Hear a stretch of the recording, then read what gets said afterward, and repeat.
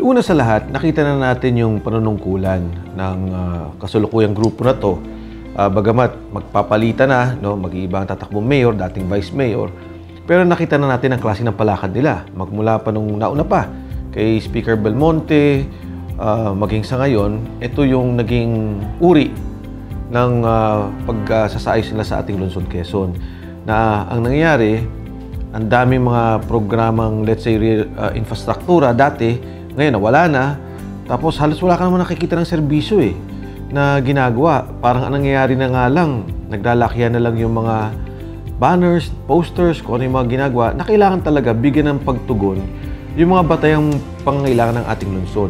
Naalala ko nung araw, may kampanya yung ating dating Vice Presidente na ganito kami sa Makati. Natingin ko, ang Quezon City bilang pinakamayaman na lungsod sa ating Kalakang Maynila, kailangan magawa na niya itong mga programang to. Una, sa edukasyon, hindi mo naman kailangan na magtayo ng eskwelahan. Kung ayaw na magtayo ng eskwelahan, walang problema. Katulad ng ginawa sa Makati o sa Maynila. Pero ang daming eskwelahan sa Quezon City na pwede silang magkaroon ng scholarship program na hindi naman natin nakikita. Pangalawa, napakalaki ng pondo ng Quezon City para sa pangkalusugan. Sa ibang lugar, makikita mo talagang ang mga ospital, ang mga serbisyong pangkalusugan, napakalawak. Dito sa Quezon City, wala akong ganitong nakikita. Sa laki ng pondo mo, na humigot kumulang nasa mga 20 bilyong piso, hindi mo ito nagagawang programa. Pangatlo, yung mga programang pang senior citizens. Alam naman natin at nakikita natin yung ibang mga syudad kung ano yung ginagawa nila. Again, inulit ko, hindi naman basta-bastang lungsod ng Quezon City. Ang Quezon City, ang pinakamayamang lungsod sa buong bansa, dating naging kapital ng ating Republika ng Pilipinas. Kaya kailangan iayos natin. Ang peace and order, wala naman tayong dapat ipagmalaki pa. Hindi pa rin ganun kaganda ang disiplina na nakita natin sa lungsod Quezon. So ito yung mga nakikita ko na kailangan baguhin. At kaya kung nakikita si Bingbong na siya makakapagbago ng ating lungsod, kasi makikita mo naman mismong sa kanyang karakter, sa kanyang pagkatao. Araw-araw yan may tao sa bahay niya. Lahat ng tao sa kanyang distrito alam ang bahay niya. Napupuntahan siya sa bahay niya kung may pangangailangan, lalo tigit pagka may emergency, napupuntahan mo ang Bingbong Crisologo. May puso, may pagtsatsaga sa tao.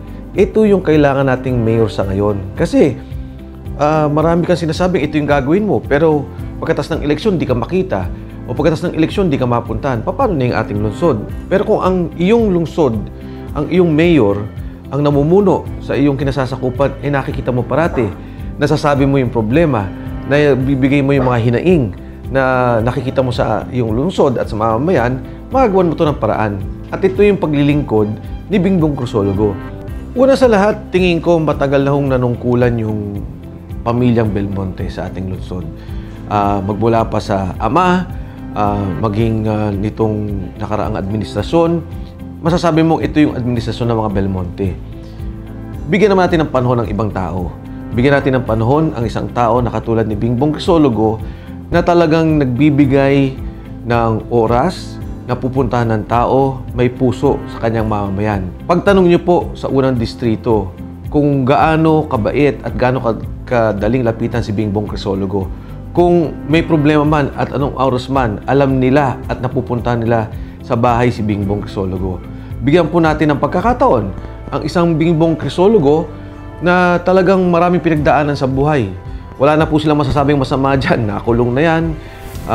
Nagbago, naging preacher, ngayon po bumabalik at sa kanyang edad, ako po'y naniniwala na ang nais gawin nitong taong to ay talagang magbigay ng magandang pangalan sa kanyang sarili at mapagsilbihan ang ating lungsod.